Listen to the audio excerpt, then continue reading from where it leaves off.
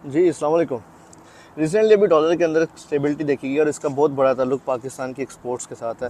या जितना भी ब्लैक में डॉलर चल रहा था या जो सामान स्मगल हो रहा था पाकिस्तान में या पाकिस्तान के थ्रू, उसके साथ इसका बहुत बड़ा ताल्लुक है। तो इसको समझने के लिए थोड़ा पहले समझना पड़ेगा कि अफ़गान ट्रांजिट ट्रेड क्या थी, क्योंकि जो अब रिसेंटली अफ़गान ट्रांजिट ट्रेड के ऊपर बैन लगा और उसकी वजह से डॉलर के ऊपर बहुत बड़ा इफेक्ट आएगा।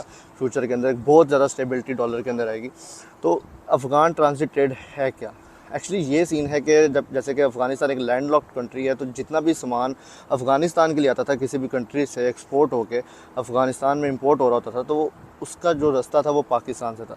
तो क्या होता था कि पाकिस्तान के पोर्ट के ऊपर सामान उतरता था, मिनिमल चार्जेस थे, और फिर एक इजाज़त होती थी कि ये अफ़गानिस्तान चमन बॉर्डर के थ्रू जाएगा, और एक बहुत ही मिनिमम फ़ीस जो है वो पाकिस्तान कस्टम ड्यूटी को दी जाती थी, और ये सामान वहाँ पे अफ़गानिस्तान में पहुँच जाता था। अब डिफरेंस यहाँ पे ये था कि अगर कोई सामान पाकिस्तान में इंपोर्ट हो रहा है तो उसके ऊपर कस्टम ड्यूटी अगर 20% है, तो वही सामान अगर अफ़गानिस्तान में इंपोर्ट हो रहा है तो उसके ऊपर कस्टम ड्यूटी 4% होती थी, क्योंकि गवर्नमेंट के उनके जो भी रूल्स वगैरह उसके मुताबिक। तो यहाँ पे हमारे जो जुगाड़ी हैं या स्मगलर्स हैं वो बहुत ज़्यादा एक्टिव थे।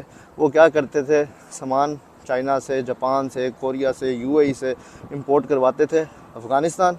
वहाँ से लेटर ऑफ ओरिजिन शो करते थे कि कंपनी जो सी अफ़गानिस्तान में एग्जिस्ट कर रही है, जबकि इन ओरिजिनल या रियलिटी के अंदर कंपनी अफ़गानिस्तान में कोई भी एग्जिस्ट नहीं कर रही होती थी। ये सारा दूसरी कंट्रीज से सामान आ रहा था, और वहाँ से भी लेटर ऑफ ओरिजिन शो करवा के वो दोबारा से पाकिस्तान के अंदर इंपोर्ट कर लेते थे, और इसकी वजह से उनको कस्टम ड्यूटी नहीं पे करनी पड़ती थी। रिसेंटली भी देखा गया कि इतना ज़्यादा कॉस्मेटिक्स का सामान है, ब्लैक टी है, जो कि अफ़गानिस्तान के अंदर इंपोर्ट की जा रही है, जबकि वहाँ पे इन प्रोडक्ट्स की कंजम्पशन ही नहीं है, और वो वहाँ से फिर इधर आ रही है। तो अभी अफ़गान ट्रांजिट ट्रेड के ऊपर बैन लगाया है। इसमें यह है कि पाकिस्तान से सामान, अब ऑब्वियसली पाकिस्तान की लैंड के थ्रू सामान अफ़गानिस्तान में तो चला जाएगा, लेकिन अफ़गानिस्तान से इधर नहीं आएगा।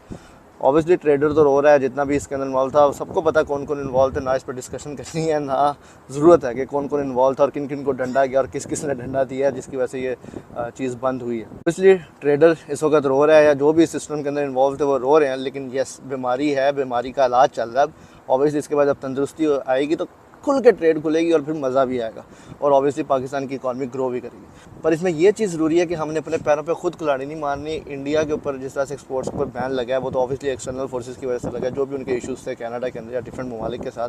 पर पाकिस्तान कहीं अपने पैरों पर खुद कुल्हाड़ी ना मारे, जैसे रिसेंटली ओनियन के साथ इन्होंने किया, और अब अगेन मीट के साथ। वो भी ऑब्वियसली नाम लेना पसंद नहीं करूँगा उस कंपनी का या उस कार्गो कंपनी का जिसकी वजह से इशू है। बस ये बता सकता हूँ कि अभी टेम्परेली फ्रोज़न मीट के ऊपर और मीट की प्रोडक्ट्स के ऊपर यूएई ने पाकिस्तान पे बैन लगाया, क्योंकि उन्होंने फंगस वाला मीट जो है वो एक्सपोर्ट किया था पाकिस्तान से यूएई को, जिसकी वजह से एक बहुत बड़ा इशू क्रिएट हुआ। और वो बहुत जानी मानी कंपनी है, सब उसको जानते हैं उस कंपनी को, जिन्होंने ये मीट जो है वो एक्सपोर्ट किया यूएई को और फंगस वाला मीट किया। अब उसमें ऑब्वियसली कुछ झोल है कि भाई ये किसकी गलती है, कार्गो कंपनी की गलती है, शिपमेंट वालों की गलती है, या उस कंपनी की गलती है। तो अगर आपको उन लोगों का पता है जो अपने पाँव पे खुद कुल्हाड़ी मारना चाह रहे हैं और वो इन 2 नंबर कामों में पड़े हुए हैं, तो उनके साथ ये वीडियो शेयर करें और अपना बहुत ज़्यादा ख्याल रखिए। Mister Chughtai signing off.